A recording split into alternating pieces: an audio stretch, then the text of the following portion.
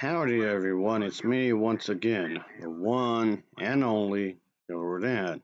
So I figured I would, of course, go on this thing I've been doing, just recapping every single episode of the season one for Wednesday. I don't know if I want to do the same thing for season two, but we'll see how things go, I guess. Of course, all this is kind of just building up to my Blu-ray version review, I guess, when I talk about it, but for the time being, let's just get into episode 6. Of course, this is the one I'm talking about, obviously. So here we go, I reckon. Because why not? Of course. Anyway, so this is the 6th episode of the series, of course. I'm almost done here, I guess. Almost, but it's not that many. Not really. So, okay, like I was. So, which is, of course, is kind of a shame because I did actually kind of enjoy myself. So, oh well, I guess. So, this probably easily is one of the shortest shows I've watched. Yeah, even if I have some complaints about it, but still though. Anyway, so without further ado, like always, let's just talk about the plot, shall we? So here we go. I reckon. Oh yeah. Anyway, so as the 6th episode of the TV show begins, we see Wednesday is holding like this thing because there was this invisible who may be the only one who can, I guess, train her to control her psychic abilities. I guess she suspects that the she can't crack the case as soon as she masters that somehow. Blondie over here, her roommate, walks in. Because the thing is that Wednesday was trying to meditate, I guess, in some ways, I suppose. Anyway, Blondie over here does walk in and interrupts, or before she can reach a certain individual, like who's in this realm or whatever, and I get some kind of enlightenment, I guess, because she had candles all over the place and whatnot. Anyway, a notice pressed onto the door asking Wednesday to meet up at this Crack Stone's uh, spot, I guess, at midnight if she wants answers. Okay, this sounds incredibly cryptic, of course. So I guess the mystery is just thinking a little bit, of course, obviously as a result of that. Blondie over here walks in and all that jazz. Why this was going on, of course.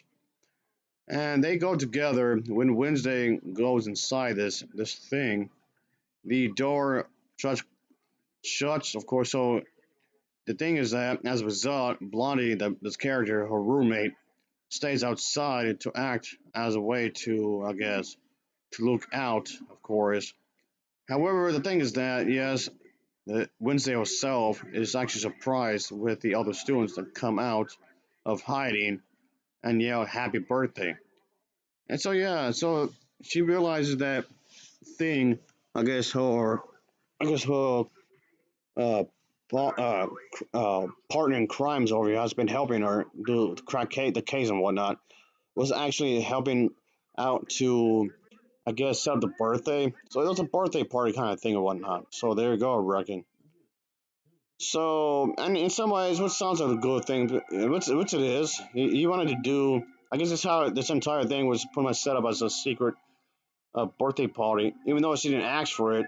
Would Which she just come off rather ungraceful, if you ask me, because that's just how it is. She comes off rather ungraceful, which she is, and because she specifically ordered this to not be a thing, but it is a thing. I mean, there's like a whole backstory behind this, of course, because the thing is that I guess it's a bit of a nostalgia in some ways because she remembers the whole birthday thing a lot better when she was like a little kid.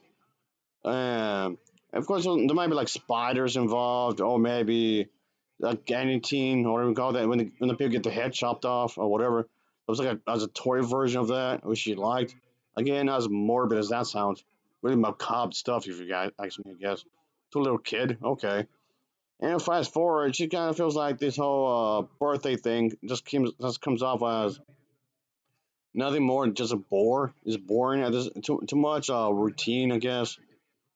And I mean, like, okay, maybe even if that's true, you don't be an asshole about it. Just be graceful that somebody actually did this for you. It's like a whole backstory in that bit. I mean, still be graceful, of course.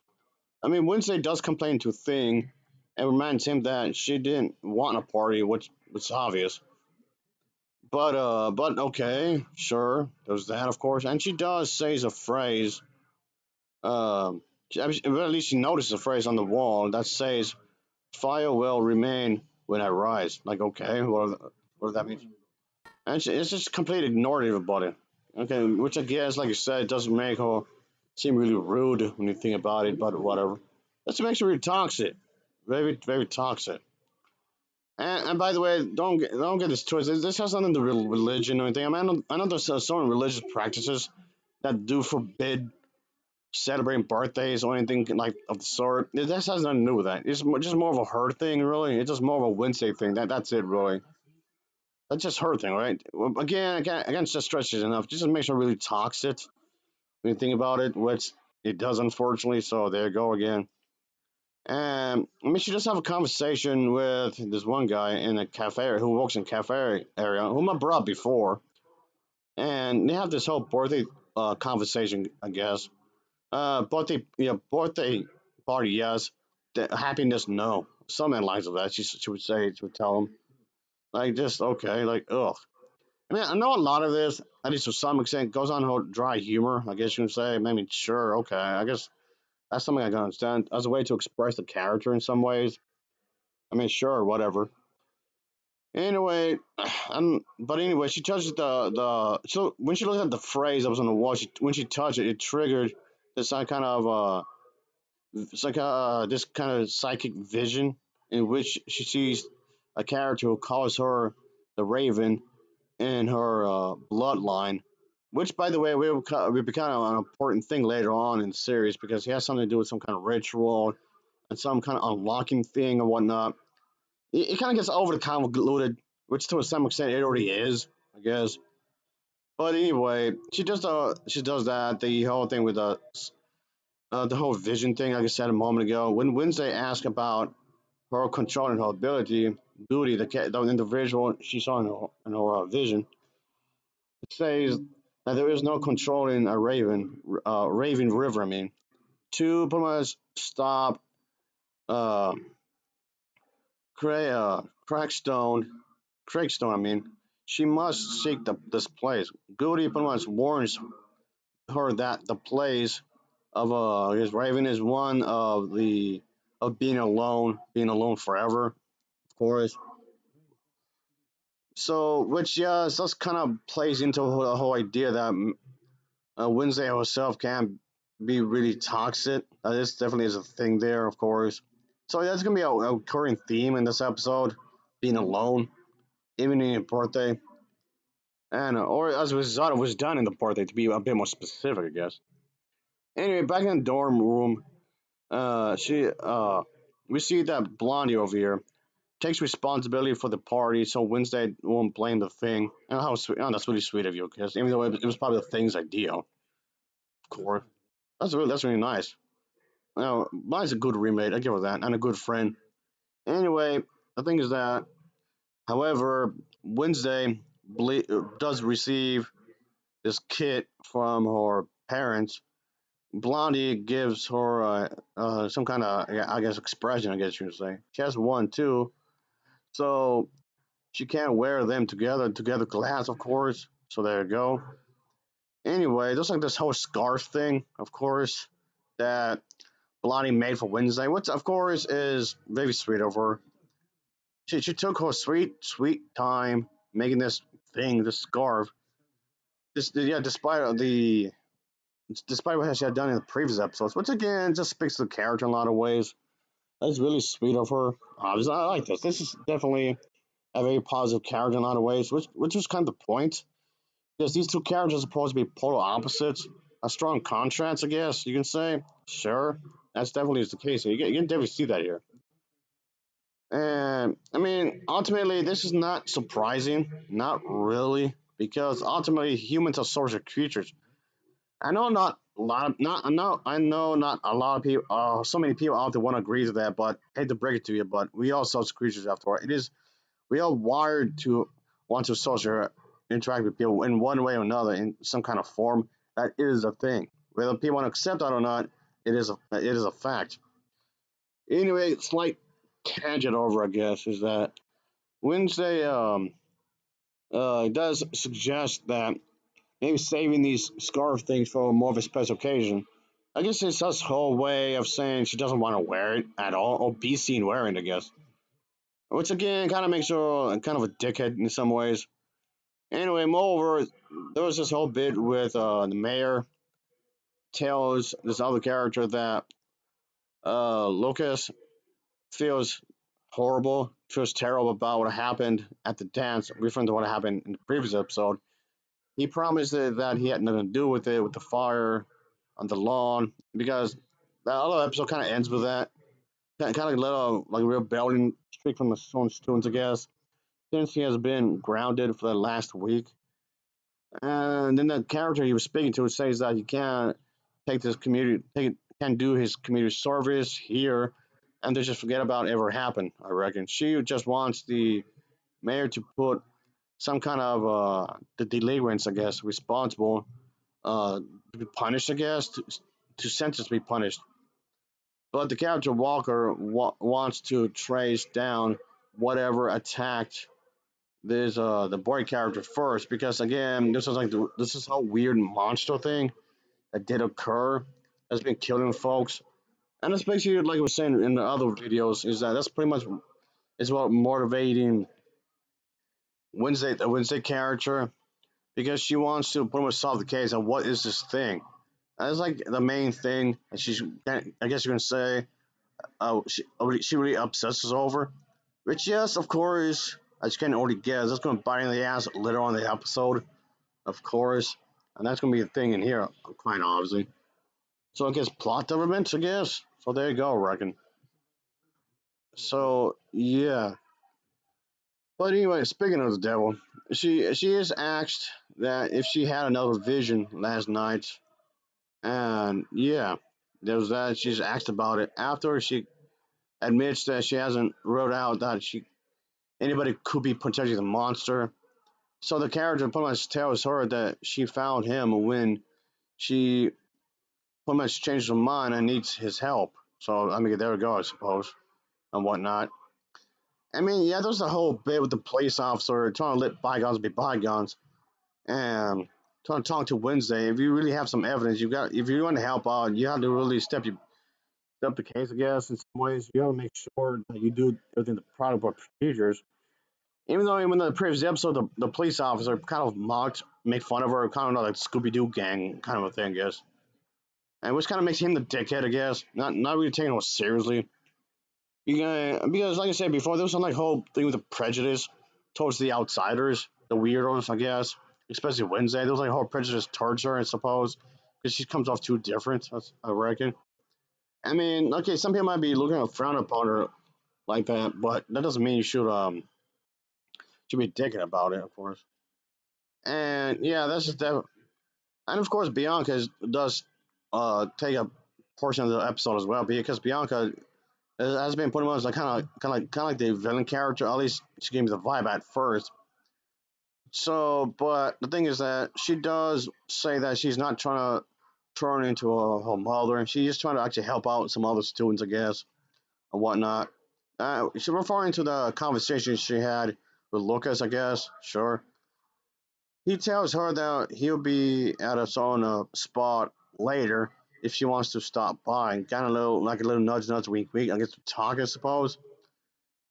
Anyway, so the thing is that going back with the whole birthday thing, guess. So going out sitting down with the one character I mentioned earlier at the coffee shop. Yeah, there was that, of course. So they talked for a moment, obviously. So I mean, I guess that's kind of a nice on the visual trying to do the right thing, of course. I mean, I guess for putting up with her, I suppose. So that's something and whatnot. So that definitely is a thing. But anyway, and again with the whole romance bit, folks, like the one thing I keep complaining about the show, of course, the whole romance thing, and again, there's a whole bit where she does lie to him, that boy, the one boy she's supposed to have a crush on, and the whole roommate. She tells her roommate that yeah, there's gonna be a girls' night out, and she tells the I guess potential I guess love interest slash boyfriend or whatever. That yeah, we have a date out, but once all three in the same car, they got her roommate Blondie over here and potential boyfriend, I guess, get mad at her because she lied with both of them, but she just tell them to just deal with it. There's a spot they need to go to, which again makes her kind of a dickhead again. So I don't know. It seems kind of rude of her, I guess. When you think about it, because considering the fact that what's stopping them from leaving her ass there, and he could have just gone on a date with Blondie instead. But anyway, moreover is that there's a whole bit with that, of course. And yes, they were eventually going to location, of course. And the point of the scene sequence is that it's just to have Wednesday find that one thing where okay, they look around, it's really scary and whatnot, and of course Blondie over here is really feeling uncomfortable. She did not like being here, like at all whatsoever. And I can't really blame her. Really. She didn't want to be here anyway. It was almost against her will. And on the other individual, he would just put up with it. I guess like whatever. Yeah, I guess you can say peer pressure is a bitch. I mean, I guess he's acting like this because his, like I said in the previous videos, that well, at least it was in one of my previous videos anyway, where his father is this is a police officer since he's acting a certain way. So of course, because Wednesday's acting a certain way, this is normal to him, I guess. Doing things he doesn't want to do, what others want to do, so it's putting normal to him, I guess. But anyway, I'm kind of sidetracking here. But anyway, they're investigating this place for like any clues and whatnot because this entire thing is just gonna be a connection to the, of course, to the monster, the weird creature murder thing that's been going on killing people. I mean, while eventually, yes, Wednesday herself finds the some like the missing body parts. And as gruesome as that is, this song gives me horror movie vibes. But the entire show does really, at least to some extent. And there was even at one point where Wednesday and Blonde over here were actually being chased by the by this creature, and they almost got killed off, I guess. And they went in this like this thing. Well, it's really small, but so that one thing, so that like I said a moment ago, that whole scarf thing that Blondie gave her. Wednesday actually used that as a way to make sure that the creature won't break into the thing they win. Which again kind of makes Wednesday kind of a dickhead. And one, and then, which even like was just heartbreaking. This will be relevant later, folks, and whatnot, folks. But anyway, more of this despite the intense situation that they were currently in that moment, Melania just cries, "Oh, not the scarf." Uh, I can't blame her for being upset because I was sorry for her. I got in her favorite color, which of course is black, obviously. Which of course she was being considerate, Blondie. I mean, well, so yeah, but for Wednesday, she was doing the exact opposite. She was not being considerate whatsoever. Which is again, it just makes Wednesday really toxic, of course. But anyway, yeah. So they just fell. The thing gets broken, and then it's like some whatever that the rope thing or whatever that was breaks, and they fall into like a different location of this building. Okay, it doesn't have to be a building, but this house or whatever you call it. They were in just falls down there inside of that. And they went coincidentally enough to find some more clues right then and there, of course. Rather conveniently, I guess you would say. But I mean, I don't know how they didn't suffer a major injury, but whatever. So whatever, plot convenience, I guess. But yeah, I guess plot armor, I suppose. Anyway, that's but anyway, I know this entire bit is kind of just used as a way to get the story going, I guess. I mean, sure. It didn't feel like as contrived, I guess. And but anyway, it's just the writings. Some of the writing has some feels kind of weak. But anyway, okay, I'm sidetracking again. But moreover, yeah, this happened, of course, and then of course the Wednesday herself was trying to convince the cop individual, the one cop guy I just mentioned a moment ago, It's like, yeah, I found some proof. I found proof. The missing part, the missing piece. Blah blah blah blah. And of course, the officer gets really annoyed because he believes that she's bullshitting him. Because I see nothing. Like what? She actually took him to the exact location, and then there was no. It was like it was cleaned up. Everything was just put away. Whoever was behind this just put everything away, and which is suspicious. That acting suspicious. That acting itself is very suspicious. When Winston knows is really suspicious. Like okay, it's very suspicious. However, just that the law enforcement guy character over here does not believe her. He thinks that she's up to something. And earlier, yes, like we're saying, he was trying to be let bygones be bygones. You know, he was trying to not let the past control. And maybe he made okay. Maybe I shouldn't be so prejudiced. Maybe I shouldn't be prejudging you Wednesday. Blah blah blah. But this kind of just backfires on him because he feels like maybe she isn't up to something, even though she can't prove it, even though she thought she had to prove, but what and whatnot. As if this wasn't, I guess, tragic enough for Wednesday. I guess her roommate, the blonde over here, is packing. She is seen packing her stuff, and she's extremely upset with Wednesday because Wednesday, okay, quite obviously, she almost got them killed. Like all the students that she involved, almost got them killed. And what she has, the officer did bring up, by the way, the officer actually did tell her that she almost got his son killed and the other students killed. This is not a good look for you. But then Wednesday, of course, missing those signs is that she tells Blondie that well, what's important that she's a step closer to solving the crime. She could just feel it. I mean, okay, yes, that's true. She's almost there. She's almost there. That's true. But that's besides the point. Almost all the cost of their lives, and Blondie is really this one of those I guess one of those few times where she's really upset with Wednesday because she tells Wednesday that she actually uh, defended her when people were talking behind her back. Yeah, she might come off like a serial killer. She might come off super weird, but she's just really shy. Which tells you that she's a really good friend. But the thing is that like the old saying goes, your actions has consequences, and this shows here because Wednesday was not being considerate at all. So of course you got fed up. You know, if you want to be alone, like okay, fine, be alone. Just pack your stuff and leaves because you find out those things you can stay for like a few days and whatnot.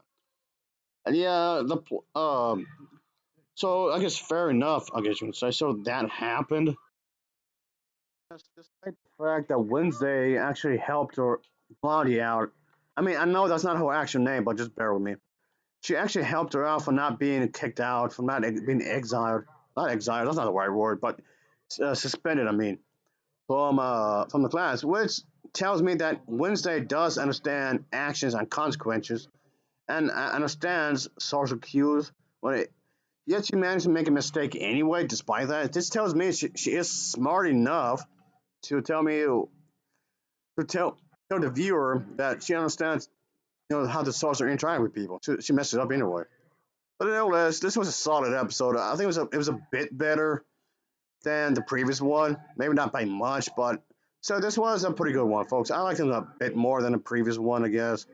It's not too bad, I suppose. All right, pretty solid episode as a whole, folks. So there was that.